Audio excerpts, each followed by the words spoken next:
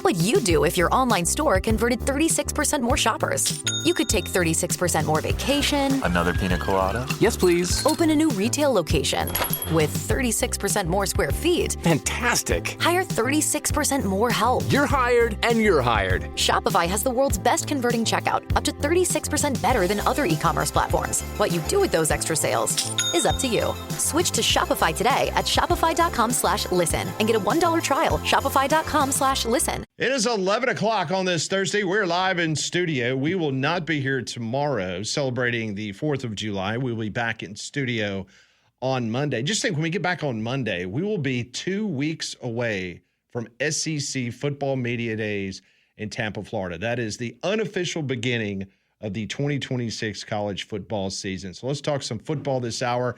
We're going to get it right into it. Let's go to Tuscaloosa. Rodney Orr, Tider Insider, joins us on the Higginbotham Hotline. Rodney, I hope you're well. Let's start with Asani Gales. That is a name that you mentioned to us for the last couple of weeks, and it came to fruition. Tell us more about Gales and what that means for Alabama. Well, yeah, he's one of the top wide receivers in the country, obviously in this class, 5'11", 185. You know, he's drawn comparisons to, some outstanding players. I mean, I've seen some references to Jalen Waddle and some others. But, yeah, I think, obviously Alabama wanted to get an elite wide receiver in this class if they could, and to be able to get an Asani Gales is a big pickup. And I think, there's a good chance they may get another receiver, Kyron Caldwell. We'll see. I think he announces on the 4th. So, that would probably be their two receivers that they get in this class. Rodney Orr, Tider Insider, joining us on Three Man Front, joining us on the Higginbotham Hotline. You had the Walden kid yesterday that committed to Oregon, I believe, is where he ended up committed. Conrad kind of telegraphed that. Was that an expectation, or can you kind of describe how that recruitment went? Yeah. You talking about Hayden Stepp? Or Hayden Stepp as well, yep. Yeah. Hayden Stepp, he's a top-notch corner out of Las Vegas. And Alabama really was in a good position with him for a while. I mean, they made a visit here early on, and things went really, really well. That was at the first part of the summer. But, I think with Oregon, he has a teammate there now that really influenced him, Jet Washington, and who is from the same high school out at Bishop Gorman in Las Vegas. And I think also, obviously Oregon does really well with NIL, so that perhaps played a role in that final decision. But, yeah, I mean, again, I think Alabama with landing Darius White out of Georgia, out of Fairburn, Georgia, as a standout corner, 6'3", about 175, kind of fits the mold that Alabama's looking for. He committed recently. So, Stepp would have been a great pickup, obviously, but Alabama does really well at corner, and I think the pickup of Darius White was big for them. So you were on the program last Thursday. The next morning on Gary Harris' show on Tide 100.9, big announcement as Jeremiah Beverly from Hillcrest, Tuscaloosa, he committed to the Alabama Crimson Tide. What does Beverly bring to the table? What's your thoughts on him? Yeah, Jamie Mitchell, the head coach there at Hillcrest, was a really successful high school coach in Mississippi back in the day, and he's coached some championship teams and a lot of really good players over there. And when he speaks, you listen, and he's really high on Jeremiah Beverly. Thinks he's one of the hardest workers he's ever had. Great work ethic. Comparisons a little bit to Anthony Jennings from the standpoint of he's probably not the tallest guy, 6'2", as an edge player, but he can really pressure the quarterback. He's really aggressive. Anthony was a great high school pass rusher, became a really good one here now in the NFL. And I think Jeremiah Beverly has some of those qualities that you saw in Jennings. Just the work ethic. He's a lifelong Alabama fan. Now some other schools have kind of started to jump in on him, and I'm talking about like Florida and some others. But I think he's local. He's a lifelong Alabama fan, and he's the type of guy that I think sticks with your program. Rodney, when we look at recruiting, and we know that players are getting crazy amounts of money to go on these recruiting visits in the transfer portal window. I was curious, what at the high school level have you been able to understand about some of these visits? And are they all paid for visits where these guys are not only getting their travel and their stay, but also just their time compensated. Yeah, you talking about like the official visits? Yes. Yes. Yeah. Now, look, that's a good question there. You know, there's a lot of talk about, and there has been talk even before NIL about, you know, paying for visits. You know, obviously on official visits, that everything is paid for. On these unofficial visits, it's supposed to be on the dime of the prospect. You know, the universities, the programs themselves certainly aren't supposed to be able to do that now. My guess is a lot of these unofficial visits now are paid for under the table. Is what I would expect. You know, things you hear, because these kids take a lot of visits. Think about traveling across the country multiple times for unofficial visits. That's a lot of money, a lot of expense, and but as far as paying them on their official visits, you know, it wouldn't surprise me if certainly that was something that's going on too, is to pay these kids to make a visit to your school on an official visit. You know, one of the cool things about your website, TiderInsider.com, for those that love history and going back in time, you've got an interesting piece up. And it's apropos now because so many Alabama fans like Conrad, they're kind of freaking out, only probably going to have 13, 14, 15 maybe signees in this recruiting class. But you took everybody back to 1995's recruiting class. Kind of talk about this, because I know Alabama had looming sanctions. Back then, almost everybody in the SEC was under NCAA investigation. Bama was anticipating that they were going to get hit. They were going to lose some scholarships due to the NCAA investigation. But this Alabama class that they put together might go down as one of the best, I guess the biggest for the punch of the number of guys that they signed. You know, they were going into that year, they were limited on numbers. Of course, you know, the overall numbers were pretty tight. They only had 18 to give, as I recall. And they were giving up 14 because they were going to self-impose 4 scholarships for, you know, the things that they were facing with the NCAA. They were going to go ahead and self-impose those 4 scholarships, hoping that would suffice for the penalty, which obviously it did not. They got hammered pretty hard, actually. But the 14 that they signed, you know, I mean, what an outstanding group that they had. Included Sean Alexander. Not too shabby. Not too shabby. Yeah. Fernando Bryant. There's 3 first-round draft picks. And they had a lot of other players in that class that made great contributions. Reggie Grimes, I think, was one of those, wasn't he? Reggie Grimes was a great player out of Nashville who actually came in. He was a high school running back and ended up, obviously outstanding defensive lineman here at Alabama. So overall, it was a really good class. Almost all of those guys contributed. There were a couple that didn't contribute maybe as significantly as was expected, but for a 14-man class at that time, they led Alabama back from that devastating NCAA sanctions that they had that were levied in August of '95 in the Jelks-Langham situation. They led them to 4 years later, 99. Who would have guessed that Alabama in that year, go back to 95, that devastating moment in August of 95 when they announced those sanctions, who would have thought, 4 years later, 99, that Alabama would not only beat Spurrier one time, but beat him twice and in the SEC championship. And it was that group that keyed that run that they had in the 99 SEC championship. Yeah, it was just incredible for that team in 99 to go to the Swamp and beat Spurrier and then turn around and do it again in the SEC championship game with Freddie Millins in that group. That was crazy. Yep. Yeah, and Pat, now listen, as you know, the first time they played Spurrier that year in Gainesville, I think Florida had like a 31-game home winning streak that Alabama snapped or something like that. Sure did. But there was talk leading into that game that as soon as that game was over, with the expectation Florida was going to win and probably win big, that Dubose would be fired in the middle of the season. And then they won that game, and they went on to win the SEC championship. I know. Just trust me. We were on red. We were on red alert, just like you were on TiderInsider.com for that one.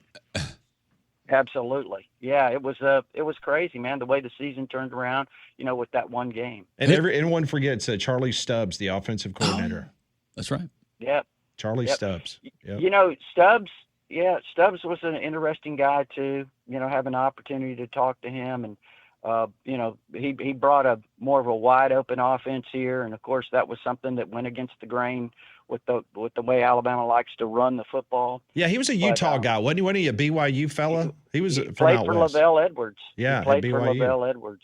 Yeah. Yeah, I remember, and you do too, Rodney. Back then, you could go to Tuscaloosa, and I remember going into Charlie Stubbs' office. I mean, you basically, wave your hand at the front secretary, and you literally walk on by. Yeah, you walked on down the hallway, and there's Charlie Stubbs, in his office, and you're sitting down, and you can just talk ball with him. I mean, that's the way it was with both Alabama and Auburn. It just wasn't just Alabama. It was a different time back then. But you could find out a lot about the personnel and about what these coaches were really thinking. Oh, no doubt. I mean, there was a lot of things that was going on back then that you could find out about too. But yeah, Charlie Stubbs, and the interesting thing, Pat Landrum, his first game, of course, now like I said, he played for Lavelle Edwards at BYU, and his first game here at Alabama was against who? BYU. Yep. Remember that? And wait a minute. I was at that game. That was when Bryant Denny went. That was another. They had redone Bryant Denny or expanded it. Was it hotter than fire that game? Yes, it was. Yeah, I was there. Yeah. Yeah, and they had the new big screen up. Yes. I think that was the. Yep. Unveiling of that. Hey, Rodney, while we have you, just a 30,000-foot view, and you hear and you see a lot of things from around the Southeastern Conference, just recruiting-wise, who is kind of opened your eyes, or who is one of those programs that you hear is spending a ton of money right now? Oh, probably Texas A&M. Yeah. Well, that's shocking. Texas. Yeah. Yeah, I mean, A&M's getting a lot of guys, man. So is Texas, obviously. So they're out there slinging it around. Now, listen, here's the thing, and again, I know you guys realize this, but A&M's been spending money for a long time. Mm-hmm. I mean, they put together some very, very hefty rosters in terms of money. They did it a few years ago under Jimbo Fisher when they had, quote unquote, the greatest recruiting class of all time. And just within a couple of years, that whole thing had blown up. Yeah. Those guys that signed with them then were everywhere else, And so they've been investing money in a long time trying to win championships. And, Texas is doing it, obviously, too. And I know LSU with Lane has really invested heavily in the portal. So, there's some SEC schools that are among I think the top NIL programs right now. Are we still lining these deals like it was reported out of Texas A&M with Corvettes and Ferraris and Lamborghinis? Or is it, hey, here's your straight up cash deal, go buy the car you want? Listen, they've been handing out Z28s and everything. Z28s, love that. He went Pony Express days. He sure did. Z28. They've been doing that. I think they gave Eric Dickerson one, and he committed to SMU. So, listen, I do know this. I do know that there's players out there at A&M and Texas. They're, if they do a little 20-minute podcast interview, they're getting paid $25,000-$50,000. Yeah. Wow. Can you imagine? A little pop, just a little interview. Yeah. 20 minutes. Yep. $25,000 to $50,000 a pop. Yeah. And that way they can write it down, and this is what he was paid for. I remember and I'm not going to name the player. I probably could. I mean, it really doesn't matter now, but he did not sign with Alabama. But I do know that another Southeastern Conference school, his grandmother needed a new roof. Mm-hmm. And that other SEC school decided to not only put a new roof, but give the grandma a new car. Well, I was going to say, that new roof's going to look silly on that old house. Here's a new house. And Rodney, I'll text you the name, but it was a very good tight end in the Southeastern Conference. Interesting. And that Alabama was heavily involved in the recruiting. So you guys want me to give you a good recruiting story? I got a guess. If I take a guess, will you tell me who it is? Yeah. Rufus French. Rufus French. That's a good guess. My headphone is acting up, Conrad. Can you see if you can fix my headphone? Can you see? I did not hear what Landrum said. Mm-hmm. I'm having a problem. Can you fix that for me? Do you remember who his quarterback was? Romero Miller. Yep. Rufus From Shannon, French. Mississippi. I'm still having problems with my headset, Conrad. Can you Landon's please, just diving into the can deep you please help me out here? I cannot hear anything that Landon is saying right now. Rodney, so you agree. I think we're on to something here. You might be. Yeah. That was a good guess. I forgot about old Rufus. I forgot about him. Ooh. Good Mississippi kid. And Yeah. now I'm having problems hearing Rodney. What is going on here? Hey. Now, speaking of Mississippi, I'll tell you guys. I know you got to go here, but No, you're good, man. We're here till 2. Yeah, we're here Dude, till 2. yeah, do we'll what you take wanna some do. breaks. You can get a little lunch, but Yeah, go ahead. Yeah, tell the story. I'm sitting in the dentist chair. This is back 04, 05, somewhere in there. Sitting in the dentist chair, my cell phone goes off, and the guy's working. The dentist is working. I look up and I said, this is coming from the offices there at Alabama. And he said, this guy's a big Alabama fan, this dentist. He says, well, take the call, man. I want to know if you got some scoop. So I said, are you sure? He goes, yeah, man. He pulls those tubes out of my mouth, whatever. And I answered the phone. Of course, it was someone inside the recruiting office. And he said, hey, I just want to make you aware. We just got a commitment from a great running back, man, our number one guy, LaVar's Giles, out of Mississippi. And he said, you might want to give him a call to, get the story. So I said, hey, I appreciate it, whatever. I'm sitting in the dentist chair. The dentist says, hey, call him. Call him now. I want to hear what the kid said. So I call him up, and the grandmother answers. Oh, boy. And I said, yes, ma'am. I said, I hear LaVar's committed to Alabama. And she said, yes, sir, he did. But that might be about to change. And I said, now, wait a minute. I understand he just committed within 30 minutes or so. She said, yeah, but the Ole Miss millionaires are here, and they have him out in the front yard right now, so that could change. That's true. That is a true story. Oh, my goodness gracious. Those are some great stories. That is Rodney Orr. come outside so we can talk. Yeah, we'll handle this. That is Rodney Orr from Tighter Insider, TighterInsider.com. Now's the time for you to sign up and get a membership for that outstanding website. Rodney, always a pleasure. Hope you have a happy and safe 4th of July. Try to stay cool. I know it's always hotter down the road in Tuscaloosa than it is in Birmingham, but I always appreciate your time. Thanks, Rodney. No, I appreciate it, guys. Y'all take care. Have a great one. You too. Thank you so much. He joined us on the Higginbotham Hotline. Higginbotham is your one-source solution for insurance, financial, and HR services. Some of the takeaways, what Rodney Orr just told us. Also, your reaction on the Jocks text line. We'll get to that and more. 3-man front continues. Landrum, Pat, Conrad on a Thursday. It's 11:21. Great conversation with Rodney Orr. Kind of going down memory lane. Back that 1995 signing class for Alabama. Only had 14 signees. Ended up winning the SEC championship back in 1999. If you've noticed cracks in your walls, uneven floors, or moisture building up in your crawl space, don't wait until that small problem becomes a major expense. You need to contact the foundation and moisture protection experts at Deep South Construction Pros. Deep South is a family-owned company with Alabama roots specializing in foundation repair, waterproofing, crawl space encapsulation, and moisture control. Whether it's wood rot, mold, settling foundation, or water intrusion, their experienced crews will fix the problem at the source, protect your home for the long haul. What sets them apart? Honest answers, fair pricing, the Southern hospitality on every job. They treat your home like it's their own because around here, reputation still matters. Get started today. DeepSouthConstructionPros.com. That's DeepSouthConstructionPros.com. Your home, their commitment. Going back to Rufus French and the conversation we were having, somebody just alerted me to it. He was just sentenced back in May to 16 years in prison for fraud, which is tough. But I guess that would be your version of where are they now? There's Rufus French, unfortunately. Just got sentenced. Yeah, that's a new name for Pat, so I'll have to do some digging on that one. Yeah, he will. This one rolling in on the text line. Jocks could have a soccer announcer challenge. Who can scream goal the longest?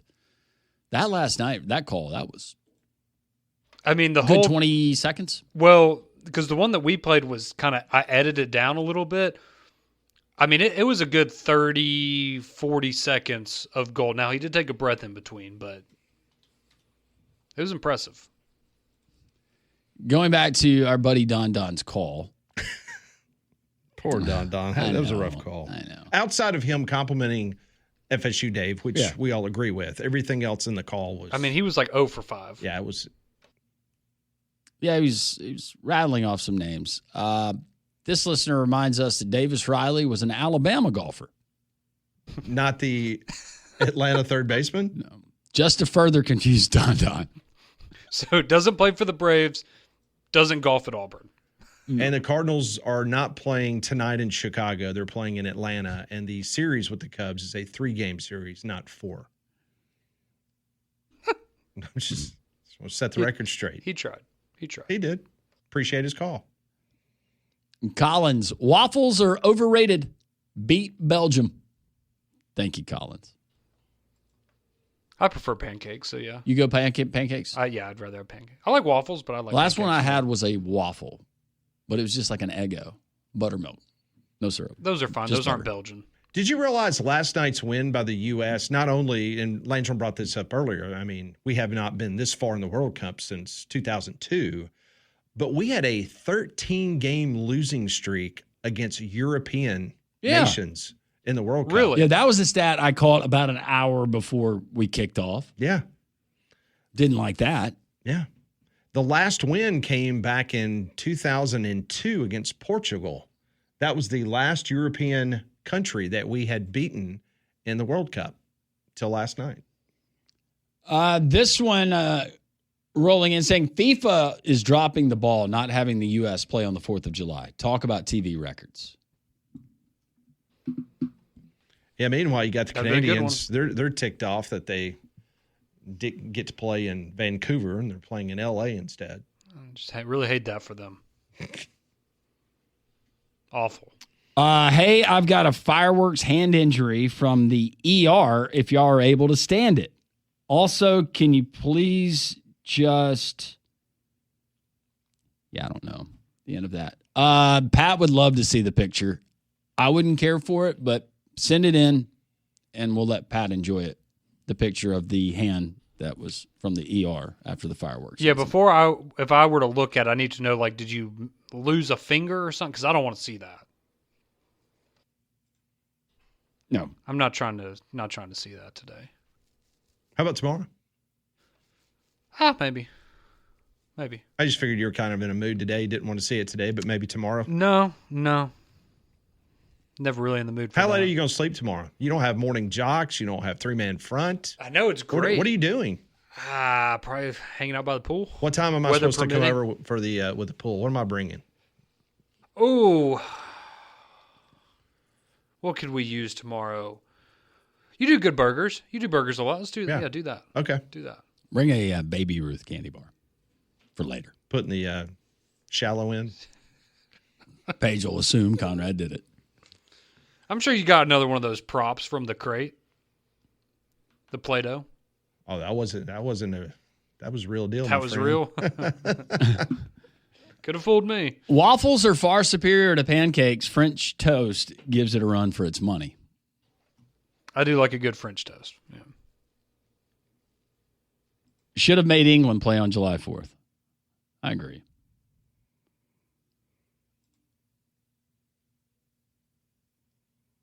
Conrad, want to see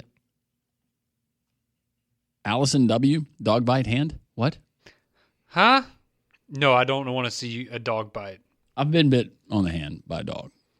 Like, Trying to separate two dogs from fighting. yeah. Right through my Oh, all the nerve endings in your hand. yeah. It was not good. Any of y'all going to be at the Kentucky-Alabama football game? Would love to meet y'all. Roll Tide. Darren from Tennessee. Conrad's going to be there. Yeah, Conrad's planning to be in Lexington for that game. I will not be in Lexington for that game. What? I thought you told me you were going on like a bourbon trip and you're going to end up You're there going to do the bourbon. the bourbon trail. And then you were gonna gonna Which go is the to only the- liquor that's, made in the United States? You were going to visit the childhood home of Mitch McConnell. Yeah. That would be entertaining, wouldn't it? Were you going to Adolph Rupp's old house or Joe B. Hall's old house? I'll go to Rupp's because I've heard all the great stories from Coach. So put a name to the bed. Yep.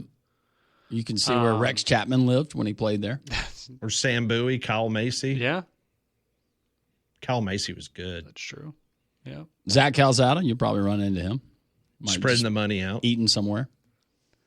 I would not be surprised if he's still there. Yeah, no, I don't think I'm going to any road games this year because I'll be at all the home games for work, so probably take those weeks off. Don has responded. The golfer at Auburn is Logan Riley. We might want to check that. But not Davis. Are we 100% sure? Let's fact check Don. And Logan's name, according to Don, is Reilly. Oh, so it's more of an Irish spelling. Yeah. Okay, that one checks out. He does play for Auburn. So he salvaged the call. Well, maybe they're brothers or something. Who knows? A great waffle is better than a great pancake, but pancakes are more consistent. Okay. Fire cake, like they ate I'm here for during the that. Revolutionary War. I'm here for that. And when they were low on flour, they would add a little. Second time I've heard about that this Sawdust. week. Yeah. I've learned a lot Sawdust. this week. I don't think sawdust is good for your I hope I pooper, is it? retain it. It started Monday. You learned a great deal on I Monday. learned a lot on Monday. 205-834-9450. Love these very interactive and entertaining and invigorating text. That's a lot of eyes there. You know how many times this week I've had someone reach, oh, sorry, I wasn't able to tune in on Monday. How'd your thing go? And then I have to. Or just make something up and just hope they don't go back and listen. Well, it normally, oh, yeah, I didn't win, Wipe but the it was a floor great with that guy. time. There's, we had tons of listeners come up there. It was a great time at the restaurant. They're like, oh, I'm sorry you didn't win. Like, was it close? No, not particularly. So how'd y'all do the scoring? And then I have to go into the whole thing. You got to and it's relive it. Yeah, because it's like, can we not just stop? Oh, I didn't win, but it was a good time. So, oh, okay, cool. Nope. Got to keep going down that rabbit hole. That's almost apparently. as bad as opposing fan after the game that you've both just witnessed comes up to you and you're the fan of the other team and wants to talk you through your loss. Yeah. Correct. So, I do feel like you learned a lot. Because what is Saturday in our nation's history? What is Saturday? What, the 250th anniversary of what? our independence? But what happened on that day? We signed the Declaration of Independence, or we enacted the Declaration of Independence because we signed it on August 2nd. Were you looking for more than that, Pat? No, I'm glad you recovered because that's the misnomer. It was actually voted upon on July 2nd. We declare our independence officially on July 2nd. On July 4th, the actual document was okayed, but, the majority of it was signed on July 8th. And then it took everyone else, because a lot of people left to go back to their home. Mm-hmm. And so then it took until August before everybody signed. And not everybody signed, by the way. And Jefferson was reluctant to write it. And then Adams convinced him to write it because he told Thomas Jefferson, you're the better writer. And that nobody liked John Adams. Yeah. I always feel like growing up, John Hancock seemed like a much more integral part of that than he really was, but he really just seemed like he was selfish. Just wanted to sign his name the largest. Yeah, now he's just into wealth management. Yeah, that's right. And don't forget what also happened on this day, July 2nd, back in 1996. Are you aware of this? Yeah. Are you aware of this? No, I was 6 months old, so what happened? You do not celebrate on this date, 1996, a giant alien ship appeared over Los Angeles. Later that night, a dancer named Jasmine Dubrow, she showed up to her shift at the Peaches Gentlemen's Club in Echo Park. Ladies and gentlemen. The history of our great nation is lined with all sorts of heroes, Conrad. I thought you were going sliding soccer goal girl. Oh, Mia Hamm? Oh, Brandy Chastain? Chastain with the that's sports not- bra. No, That wasn't Mia Hamm? No. it was They not. did that? No, that She's was from Alabama. She'd never do that. No, she's a good Alabama girl. I thought that was Mia Hamm. You don't remember the giant alien ship over Los Angeles on July 2nd, 1996? Pat, this is the first time that I've ever heard of that. And that's interesting coming from you because you're not a big alien guy. You don't believe in aliens, so. I was in the theater on July 4th watching the movie. Okay, the sports bra celebration occurred on July 10th of 99. So you're 3 years off. Close enough. Yeah, it was 90s. I know it was July. Yeah, in the 90s. Tell you what, that was another one of those movies you went to the Isn't that movie funny? theater in 1996 and you saw that and you were kind of like, wow, that's kind of freaky. And I don't know why it's just hitting me now, but looking at that picture of Brandy Chastain, she's in a sports bra, and that was such a big deal. now that is everyday wear for Yeah, you see that a lot of grocery women. store. Yeah. Hey, you can go into Target, you see that every other aisle with a Starbucks coffee. More three-man front on this Thursday before 4th of July here on Jocks. 11:36, three-man front, getting you ready for the 4th of July weekend. Landrum, Pat, and Conrad. A lot of your texts. We'll continue to get to those throughout the show. Our friend Rob Pate going to join us a little bit later on, recapping last night's win. The United States now advancing to the final 16 of the knockout round. Their first win since 2002 at that stage, but getting it done over Bosnia 2-0. So they'll take on Belgium coming up, but they'll have to do it without one of their better players. I just say Balogun. Flo getting the red card last night, and that's what a lot of the conversation has centered around. The United States moving on, and we appreciate your interaction each and every day. Also appreciate our friends at Stark Exterminators. Stark Exterminators, family-owned for over 62 years. They take care of us at our house, and they can certainly take care of you. They're going to use the most environmentally effective solutions available. That's good news for the environment, but that's also good news for you and your family and your pets. Also, what they're going to do is guarantee your satisfaction. We're completely satisfied. All you got to do is go 855-STARK now. Call 855-STARK now or go to starkexterminators.com. Set up that free inspection they're offering to our Great Jocks listeners, and one of their talented team members will come out to your home, ask a lot of questions, be very detailed in their approach. You're going to love it. Stark Exterminators, 855-STARK now, starkexterminators.com. As always, tell them Landrum from Jocks sent you. I can't wait to see the television numbers that will probably, some early indicators will come out later this afternoon for last night's game between the United States and, of course, Bosnia. But there were a couple of things that happened during the match that you've heard us talk about. It was the United States men's national team's first World Cup knockout round victory since 2002 when they beat Mexico 2-0 in the round of 16. Also, the team snapped a 13-match winless streak against European opponents in the FIFA World Cup. Before last night, the Americans had not beaten a European nation in the World Cup since defeating Portugal back in 2002.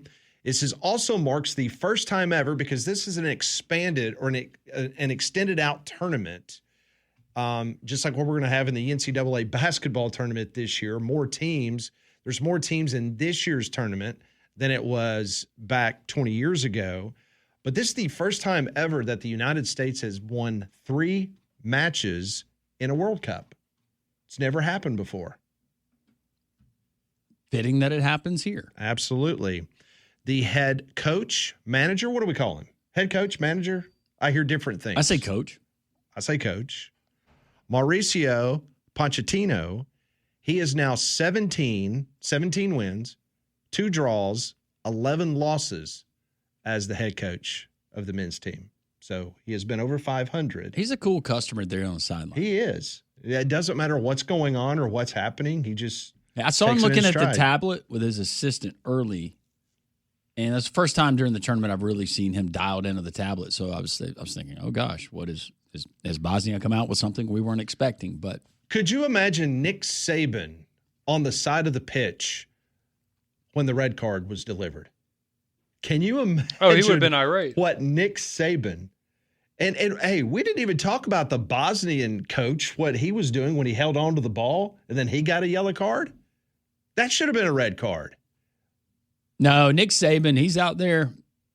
Klaus is picking that flag up, putting it in his pocket. No red card because of Saban. Even the people in Brazil know that Nick Saban. See, I have to think They're too nice. even Yeah. if this was Too nice. if this was applicable and that had happened with our replay booths here in the United States, I feel like we would have gotten it right and said there's no way that he was being malicious there and intending to hurt the player. I just go back, and it happens in every sport, right? Certain players get the benefit of the doubt, but it's like, man, you've got clear evidence of this happening in other World Cup matches, and not even a yellow, like nothing gets called. I told Pat, and I've told the story on the show. I was a kid playing baseball, running down the line, first baseman. I've grounded out. They're throwing the ball to first. First baseman puts his foot on the middle of first base. I promptly stepped on it as hard as I could. It was very obvious what my intent was. I didn't think that was the case with Balogun last night. You didn't get thrown out, though, did you? No, I wish I would have. My mom, she was mad. Should have tanned that hide, man, if you got thrown out of that game. She got me under the arm right after the game. Ooh, that hurts. Mm-hmm. Remember last week I told y'all that 9,722 people had watched every single moment, all 48 games of the World Cup on Fox and FS1. 9,722. Well, Nielsen has just released that number is now down to 5,853. People that have watched every match? Mm-hmm. This is like your March Madness bracket is just going to fall. Yeah, That's every minute. But see, you're rolling into the holiday. That's what it is. Or some of these fans that have watched it, now they've checked out. All right, so there was 48 matches. Because their team lost. And 9,722 people watched every single minute of those 48 matches. Now it's 72 group stage matches, and it's 5,853. Well, we know there's going to be one because he's trapped in a box in Times Square. Well, when the other half of America realizes at some point during the weekend that we're still alive in this thing, then those numbers come back up. Yeah, I'm typically not a big fan because we talk about with like the national championship being on a Monday night and how it messes with some people's schedule and things like that. I kind of like this, though, the way that it's set up because you get the long holiday weekend, you come back on Monday, you're kind of getting back in the swing of things, but then Monday night, bam, you got something to be excited about. But I'm like Landrum, what he brought up before. If they would have just, okay, I know you go through the lottery pick of who's going to be in your groups and all that kind of stuff, but man, just make sure that the United States is put on the side of the bracket where just by happenstance, if they're good enough to make it through, that they're playing on July 4th. I mean, come on. They're the host country. Yeah. Or do you not do that because out of respect for the United States and say that's your day, we want to give you that day where you can not have to worry about playing? Well, in that case, let us play England around it. Just for the storyline. How about just a friendly, like a tune-up versus England? Can Balogun play in that one? Or maybe he takes the suspension in that. Yeah, and then he can play. There we go. Since it's a friendly, though, we have to dress up in actual Revolutionary War gear. So they're red coats and we... a lot of hydration breaks. Yes, That's tough. Coming up next, we'll talk to Rob Pate, former Auburn DB, on this 4th of July weekend coming up. That's straight ahead on Jocks. It is 11:48 here on Jocks. Welcome back in. We will be off tomorrow celebrating the 4th of July weekend. We'll be back in studio on Monday. Always happy to be joined every Thursday on this program. Former Auburn DB, Dr. Rob Pate joins us here on the program. Dr. Pate, I hope you're well. Hey, guys. Doing great. Hope y'all are as well. Before we start our fun and frivolity and the craziness that we love to have with you every Thursday, I do want to ask you, because this is a big weekend for families, no matter whether you're in the backyard, you're at the lake, you're at the beach. But for what you do for a living, I wanted you to take a minute or two and just remind people the safety that you need to go through, because obviously the eye is a very important part of your body, and a lot of people take that for granted, especially on 4th of July weekends. Yeah, that's one of the things that I think our profession kicks ourselves over, is that we have not done the job of preventative discussions with the general public like the dentists have done. Everybody knows you go to the dentist every 6 months, and yet every one of your teeth can be replaced. Your eyeballs, most people say, I'll go when I have a problem. And a lot of things with the eyes, by the time you notice an issue, you can't fix it. It's done. It's like damaging your spinal cord. But injuries, obviously is something that are preventable. And sometimes, freak things happen. You live life, but yeah, absolutely take precaution. It's your most precious sense. More people have fear of going blind than almost any other fear that there is. And so, just use your head, be smart, and no bottle rocket wars out there. At least not with good eye protection. That's right. Rob, what is your? There's so many different questions just on that very topic I'd love to ask, but as we get back to recruiting continuing to go well for Alex Golish and his staff, just your thoughts on. There's a long way from signing day, but some of the guys that he's getting in state, out of state, some of the positions of need, and what it tells you. It tells me that a lot of these young guys are excited about what they're seeing in Coach Golish and the direction of the program. Auburn, obviously in football, we've had 4 or 5 consecutive losing seasons, and there's not many top 10 recruiting schools that are going to have that as their most recent history. So there's something that these kids are seeing, and and I don't, the easy answer is well, they're seeing a lot of money being thrown their way, but that's happening everywhere. So it's more than that. I think they like the culture. I think they like the fan support that they've seen. Obviously Auburn is a fantastic place, and so you get them on campus, and you still have that draw that guys want, and guys want to play. Obviously, good players want to play with other good players, and guys want to also they want to extend themselves. They want to test themselves. They want to see, can I get it done in the most difficult league? And playing at Auburn, you're going to have one of the most difficult schedules that there is, and so it's the ultimate test. So I'm excited with the caliber of player that he's getting, just the relationships they've been able to build in a short amount of time. And, but I do think that, look, there's always an uptick in excitement whenever a new staff comes in. You ultimately have to maintain that by getting wins on the field. And so that's going to be the next hurdle. I know it's completely different now, and we've talked to you about this, about today's college football athlete, but I do want to take you back. We're about a month away from fall camp opening up across the Southeastern Conference, but I want to take you back to your last couple of years down at Auburn. When you got to this point of the summer, I know, were you staying on campus doing individual workouts, or did you come back home to Birmingham and work out here? What was kind of your routine, at least the last couple of years, as you were getting ready to finish up at Auburn? Yeah, I mean, there's no such thing as coming back home. I mean, everybody's here. Nobody goes home for the summer. Everybody stays. If you're not a freshman, then back then you lived off campus, and then you would come in and get your work done.